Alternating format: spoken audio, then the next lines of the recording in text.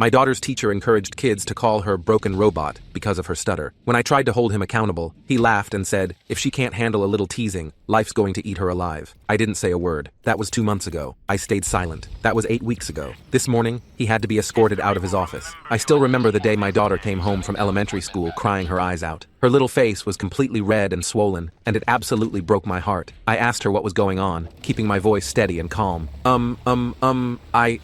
This continued for a few minutes. My daughter has a speech impediment, so this was nothing new, but still, her stuttering was lasting longer than usual, which made me immediately suspicious. After 10 minutes, she finally said enough for me to make out what was going on. Well, kinda. I knew it was something about her teacher, and the class laughing at her. It was enough for me to be filled with rage. In front of her, I kept my cool and used my usual dad trick. I grabbed a piece of paper, scribbled a world's coolest daughter certificate onto it, and handed it to her. Through her tears, she started giggling, and finished her evening with a Bath and Body Works bath bomb. The next day, after I dropped her off, I waited in the car park. After 20 minutes had passed, I sneaked into her elementary school and stood outside the door of her classroom. I honestly had no idea what I was doing or what exactly I was looking for. I just knew I needed to do something, and after just a few minutes, I got my answer. The teacher asked the class a question, and my daughter's hand shot right up. A feeling of pride filled my veins, but that was soon replaced with rage.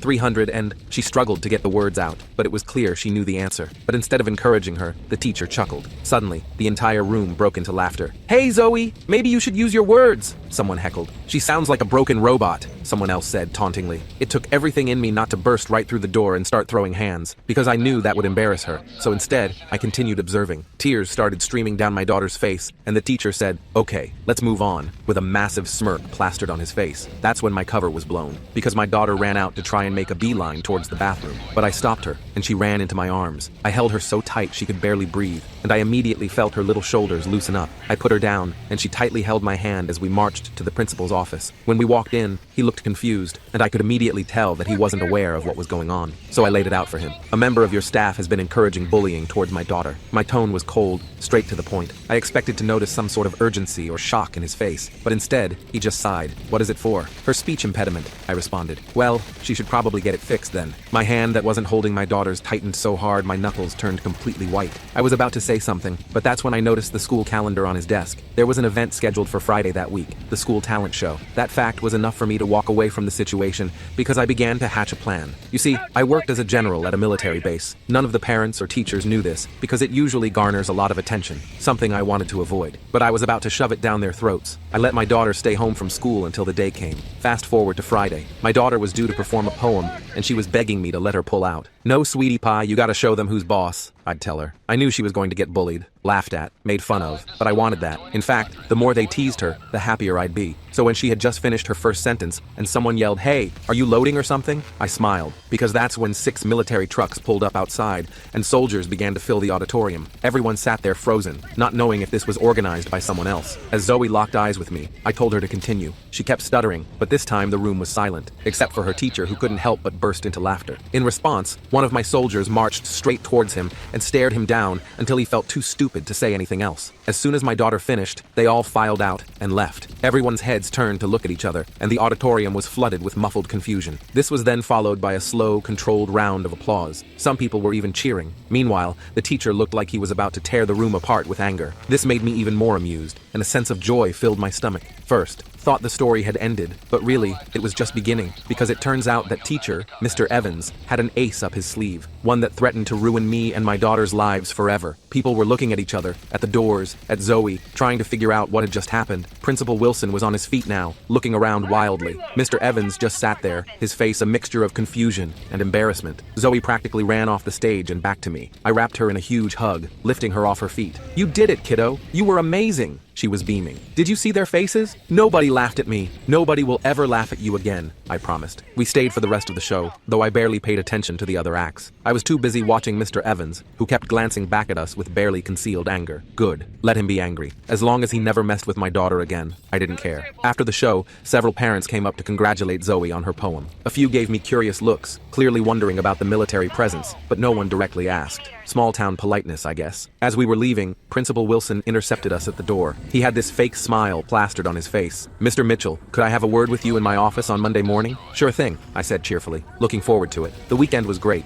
Zoe was on cloud 9, talking non-stop about how cool it was when all the officers came in and how nobody laughed at her. We celebrated with ice cream and a movie marathon. For the first time in weeks, she seemed excited about going back to school on Monday. I dropped her off Monday morning, then parked and headed to my meeting with Principal Wilson. I wasn't worried. What were they going to do? Complain that I stopped my daughter from being bullied? When I walked into his office, I was surprised to see Mr. Evans sitting there too. He wouldn't meet my eyes. Principal Wilson gestured for me to sit down. "Mr. Mitchell, what happened at the talent show on Friday was unprecedented." "Was it?" I asked innocently. "You brought military personnel into a school event without authorization. That's a serious security breach." I shrugged. I didn't see any signs saying no military allowed. They're all tax-paying citizens who wanted to support the arts in our schools. "What's the problem?" Principal Wilson's face reddened. "The problem is that it was clearly an intimidation tactic." "Intimidation? I don't know what you mean. I just invited some colleagues to watch my daughter perform. Unlike some people in this room, they know how to behave respectfully when a child is speaking." Mr. Evans finally looked up, his face twisted with anger. "This is ridiculous. He threatened me. Not a single person spoke to you," I pointed out. "If you felt threatened by someone simply standing near you, maybe that's your conscience talking." Principal Wilson sighed heavily. "Mr. Mitchell, we can't have parents bringing in military displays every time they have an issue with the school. And we can't have teachers allowing students to bully a child with a disability," I countered. "Which, by the way, is a violation of about a dozen education laws and policies." That shut them up. Principal Wilson cleared his throat uncomfortably. "Mr. Evans has assured me he never encouraged any bullying. I saw it with my own eyes. So did 8 United States military officers, all of whom would be happy to provide statements if needed. I'm sure the school board, the local news, and the Americans with Disabilities Act Enforcement Office would find their accounts very interesting." The threat hung in the air. Principal Wilson and Mr. Evans exchanged glances. "What exactly do you want, Mr. Mitchell?" Principal Wilson finally asked. "I want my daughter to be treated with respect. I want Mr. Evans to apologize to her in front of the class. And I want a clear anti-bullying policy that specifically addresses disabilities, including speech impediments, with real consequences for teachers who violate it." Principal Wilson nodded slowly. "I think we can arrange that." Mr. Evans started to protest, but Principal Wilson cut him off with a look. I stood up, considering the meeting over. "Great. I'll expect that apology today, and I'll be checking in with Zoe to make sure there are no further incidents." I walked out feeling pretty good about myself. I'd stood up for my daughter and made sure those jerks knew they couldn't mess with her anymore. Problem solved, right? Man, was I wrong. The next couple of weeks seemed to go fine. Zoe reported that Mr. Evans had apologized to her in front of everyone, though she said he didn't sound like he meant it. Still, the bullying stopped, and she was back to her happy self, excited about school and her friends. Then one afternoon, I got a call from the base. My commanding officer wanted to see me immediately. That was weird. We just had our regular meeting that morning. When I arrived at his office, Colonel Barnes was sitting behind his desk, looking more serious than usual. He gestured for me to sit down. "Mitchell, we need to talk about what happened at your daughter's school." My stomach dropped. "Sir?" "I received a call from the superintendent of schools. Apparently, you used military resources for a personal matter." "Sir, I just asked a few friends to attend a school function with me. They were all off duty." Colonel Barnes raised an eyebrow. "In uniform? That's not how it was described to me." I shifted uncomfortably. "It may have been a bit theatrical, sir, but I was dealing with a situation where my daughter was being bullied because of her disability, and the school administration wasn't taking it seriously." He nodded slowly. "I understand the instinct to protect your child, Mitchell, but you know as well as I do that using your position this way is inappropriate. The military isn't your personal enforcement squad." "Yes, sir," I said, feeling a mix of embarrassment and defiance. I still didn't think I'd done anything wrong, but I could see how it looked bad. "This is a serious violation of military protocol," he continued. "However, given your record and the circumstances, I'm going to let it go with a formal reprimand. This time, don't let it happen again." "Thank you, sir. It won't."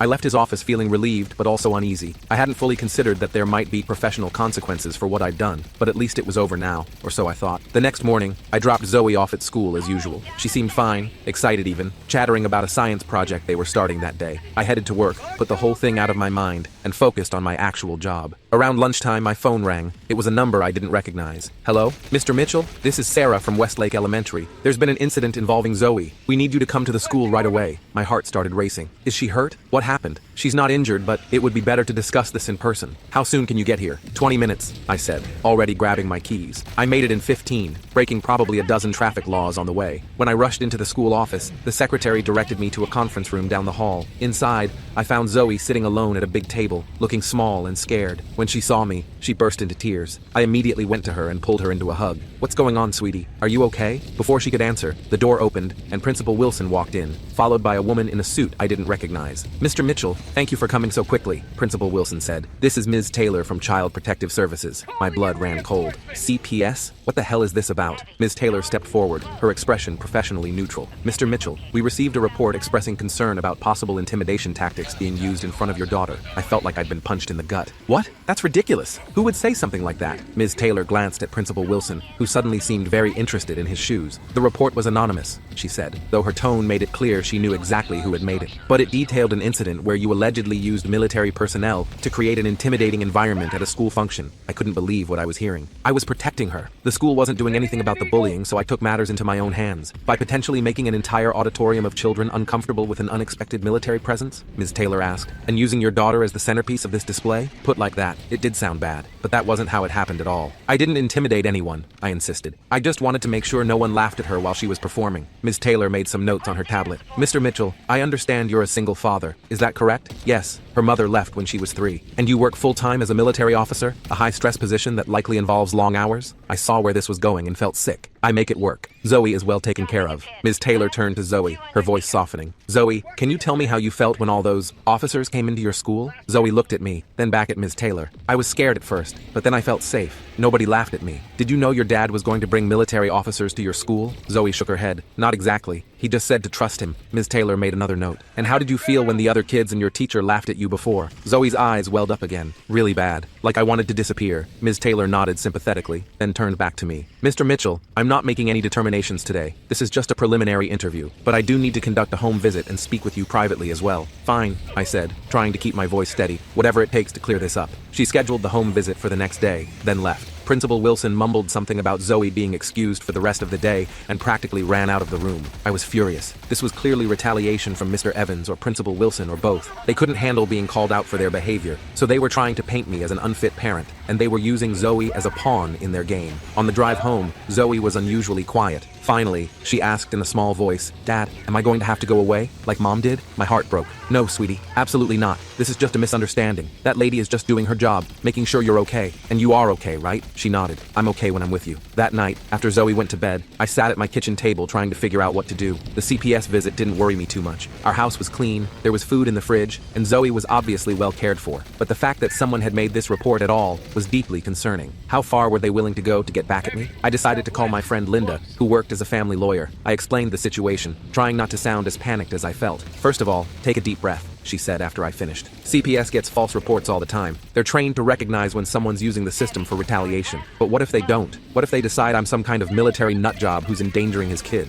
Linda sighed. Look, I'm not going to lie to you. The military stunt wasn't your smartest move, but one bad decision doesn't make you an unfit parent. Just be honest with the caseworker, show them your normal home life, and emphasize that everything you did was to protect Zoe from ongoing bullying that the school refused to address. I followed her advice. When Ms. Taylor came for the home visit the next day, I was calm and cooperative. I showed her around our house, including Zoe's room with its mountains of stuffed animals and books. I explained our routines, how I'd arranged my schedule to be home when Zoe got back from school most days, and the support network we had in place for when I couldn't be. Ms. Taylor seemed satisfied with what she saw, but she still had questions about the talent show incident. I understand wanting to protect your child, she said, as we sat at the kitchen table, but bringing military personnel into an elementary school without proper authorization shows concerning judgment. I admit it was unorthodox, I said, but I had tried the conventional routes. I spoke to the teacher, I went to the principal. They both dismissed me. What was I supposed to do? Just let my daughter continue to be humiliated? Ms. Taylor made some notes. There are other options. The school district has an ombudsman. There are disability advocacy groups that could have intervened. She was right, and I felt a twinge of shame.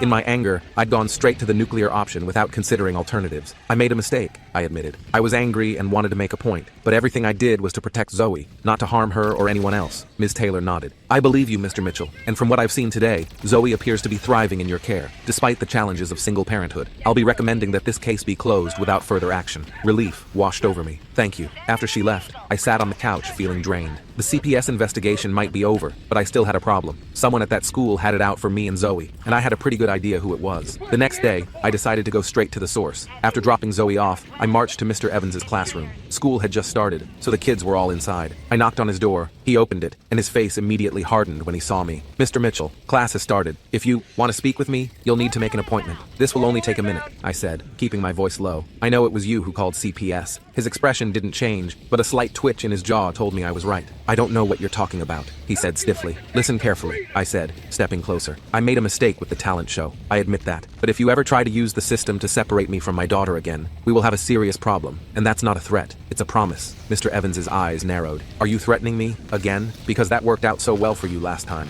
I'm not threatening anything. I'm just letting you know that if you want to play hardball, I'm prepared to defend my daughter through proper channels. I've documented everything that's happened, and I'm ready to take it to the superintendent if necessary. I turned and walked away before he could respond. It wasn't my finest moment, and probably not the smartest move given recent events, but I needed him to know I wasn't backing down. As I headed to my car, I spotted Principal Wilson watching me from his office window. Great. Now I'd probably get accused of confronting a teacher on school grounds. That afternoon, when I picked Zoe up from school, she seemed quieter than usual. Something was off. Everything okay, kiddo? I asked as we drove home. She shrugged, looking out the window. I guess, did something happen at school today? She was quiet for so long I thought she wasn't going to answer. Finally, she said, Mr. Evans made me stay in at recess to finish my math work, but I already finished it. He just said it wasn't good enough. My hands tightened on the steering wheel. Did he say anything else to you? She nodded, still not looking at me. He said I should tell you to be careful, or things might get harder for me in class. I nearly drove off the road. This guy was now indirectly pressuring my 9-year-old daughter. This crossed a serious line. Zoe, listen to me, I said, trying to keep my voice calm. Mr. Evans is wrong to say that to you. You didn't do anything wrong and neither did I. I'm going to take care of this, okay? She finally looked at me, her eyes worried. How? Are you going to bring the officers again? No, sweetie. No more officers. I'm going to handle this the right way this time. When we got home, I immediately called Linda again. I explained what had happened, including my confrontation with Mr. Evans and what he'd said to Zoe. That's inappropriate conduct toward a student, Linda said, her lawyer voice kicking in. And using a child to send messages to a parent is completely unprofessional, possibly even grounds for disciplinary action. So what do? Document everything. Have Zoe write down exactly what happened and what was said, then take it straight to the superintendent, not the principal. Wilson's already shown he's not going to help you. I followed her advice. I helped Zoe write down what had happened, being careful not to put words in her mouth. Then I wrote my own account of everything that had happened since that first day I found her crying after school. The next morning, instead of going to work, I drove to the district office. I had to wait almost 2 hours, but finally got in to see Superintendent Reese, a stern-looking woman with salt and pepper hair. I laid out everything. The initial bullying, the school's failure to address it, my admittedly over-the-top response at the talent show, the CPS report, and now Mr. Evans's inappropriate behavior toward Zoe. Superintendent Reese listened without interrupting, occasionally making notes. When I finished, she sat back in her chair and sighed. Mr. Mitchell, I appreciate you bringing this to my attention. What you've described is deeply concerning on multiple levels. So you'll do something about it? I'll need to conduct my own investigation, speak with all parties involved. But yes, if what you've told me is accurate, there will be consequences. Teacher-sanctioned bullying is unacceptable, as is retaliating against a student. I felt a weight lift off my shoulders. Finally, someone was taking this seriously. What about Zoe? I asked. I don't want her in that man's classroom anymore. Superintendent Reese nodded. I think we can arrange a transfer to Ms. Johnson's class. She's excellent with children who have special needs. I left the district office feeling cautiously optimistic. Maybe this nightmare was finally coming to an end. But as I was about to learn, Mr. Evans had one more card to play, and it was going to change everything.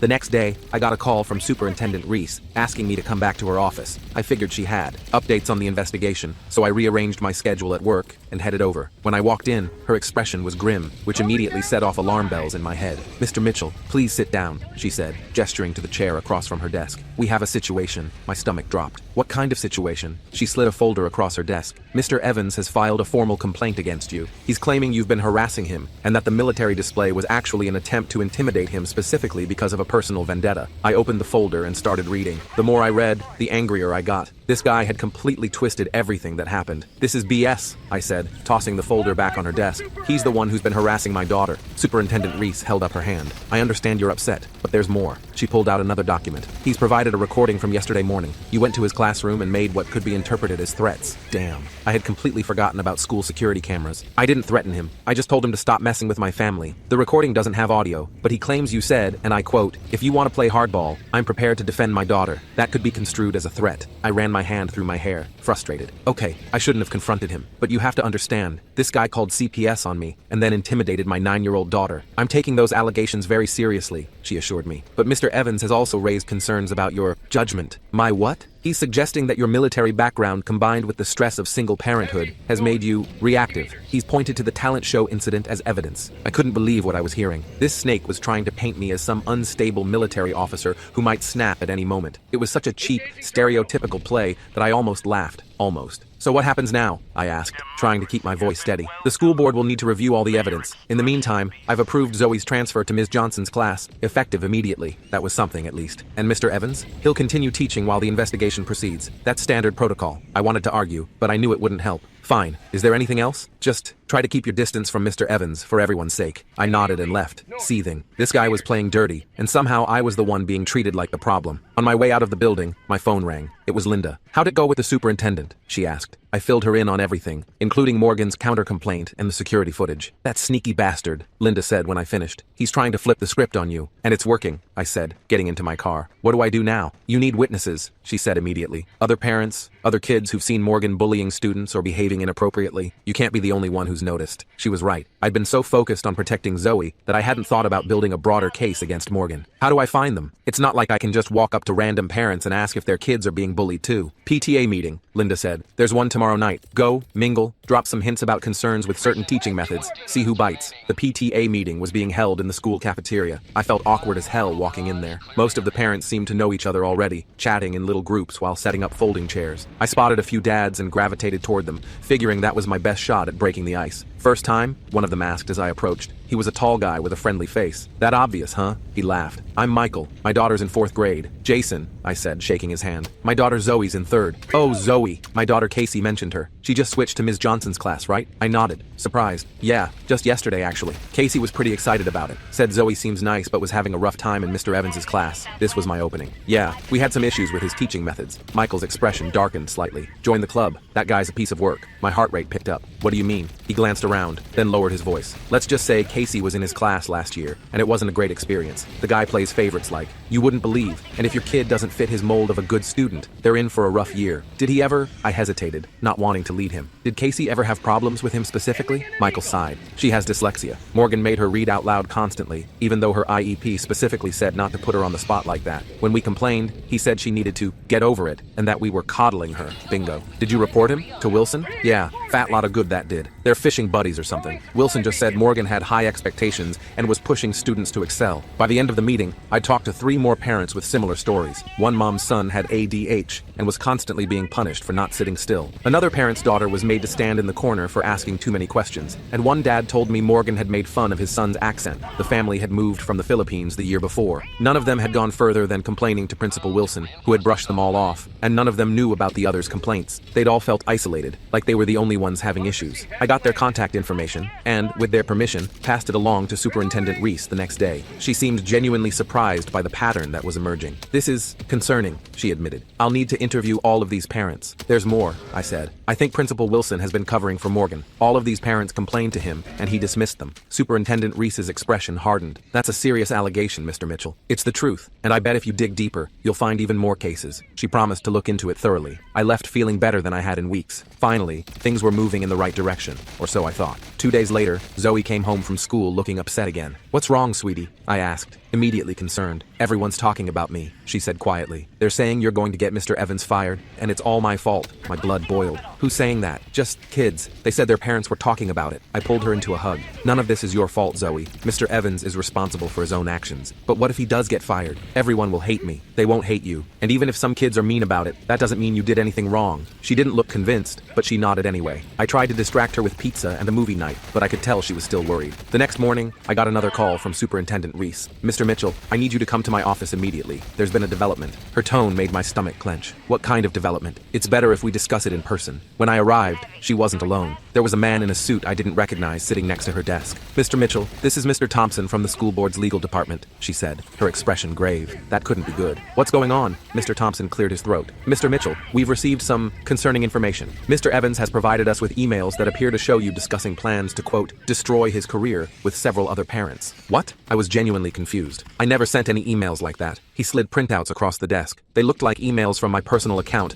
to the parents I'd met at the PTA meeting, discussing ways to take Morgan down and make him pay. There was even one suggesting we plant evidence of misconduct. These are fake. I said immediately. I never wrote any of this. They came from your email address, Mr. Thompson pointed out. Then someone hacked my account or spoofed it or something. I would never write this crap. Superintendent Reese looked troubled. Mr. Mitchell, if these emails are authentic, they suggest a coordinated campaign to falsely accuse a teacher of misconduct. That would be grounds for legal action against you. They're not authentic, I insisted. Look, I just met these parents a few days ago. We exchanged contact info so they could share their experiences with Morgan. That's it. No conspiracy, no plotting. Mr. Thompson made a note. We'll need to verify the authenticity of these emails with our IT department. In the meantime, we're putting the investigation into Mr. Evans on hold. I left the meeting feeling like I was in some bizarre alternate reality. Morgan was framing me for framing him. It was so ridiculous it would be funny if my daughter's well-being wasn't at stake. I immediately called Linda and explained the situation. This is getting out of hand, she said. We need to go on the offensive. If he's willing to forge emails, who knows what else he's capable of? What do you suggest? We need to find out who this guy really is. Something's not right here. Normal teachers don't go to these lengths over a simple complaint. She had a point. Morgan's reaction seemed extreme,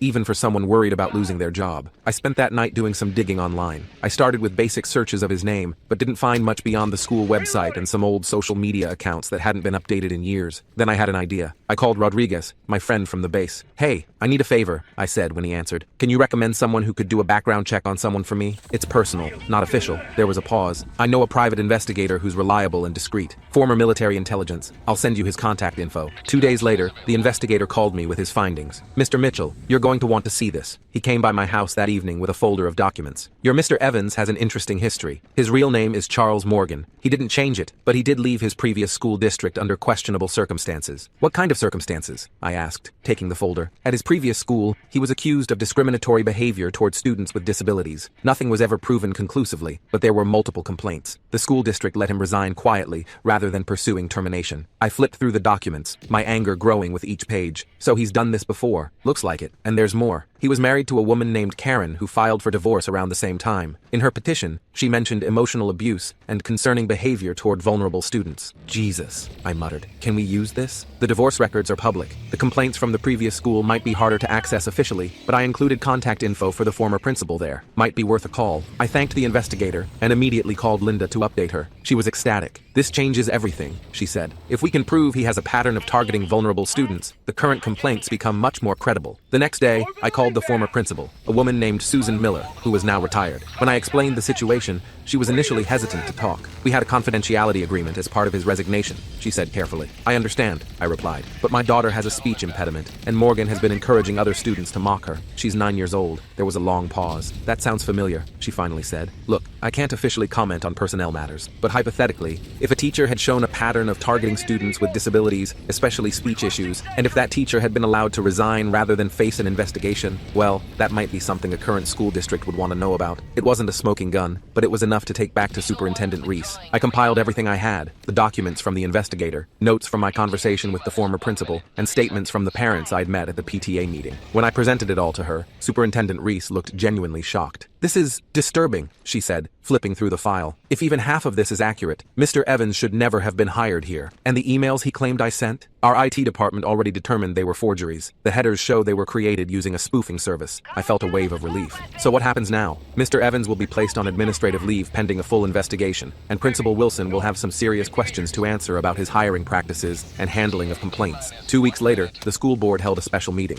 Morgan was terminated for unprofessional conduct and falsification of evidence. Principal Wilson was reprimanded and put on probation for failing to properly investigate multiple complaints. When I told Zoe that Mr. Evans wouldn't be her teacher anymore, or anyone's teacher, she seemed relieved, but also worried. What if the kids still blame me? She asked. They won't, I assured her. The school is going to explain that Mr. Evans did some very wrong things that had nothing to do with you. And surprisingly, that's exactly what happened. The new interim principal, a kind woman named Mrs. Dakota, no relation to my lawyer friend, held an assembly explaining that Mr. Evans had broken important rules and that bullying of any kind wouldn't be tolerated. Zoe thrived in Ms. Johnson's class. Her stutter didn't magically disappear, but she gained confidence in speaking up, knowing she wouldn't be mocked for it. The school implemented a new anti-bullying program that specifically addressed disabilities, and teachers received training on how to handle speech impediments and other learning differences. As for me, I learned a valuable lesson about fighting battles the right way. The military display at the talent show had been satisfying in the moment, but it almost backfired spectacularly. In the end, what worked was gathering evidence, building alliances with other parents, and working through proper channels. A few months later, Zoe came home from school with a certificate, a real one, not one of my makeshift dad creations. It was for Most Improved Public Speaker. From her class class presentation on,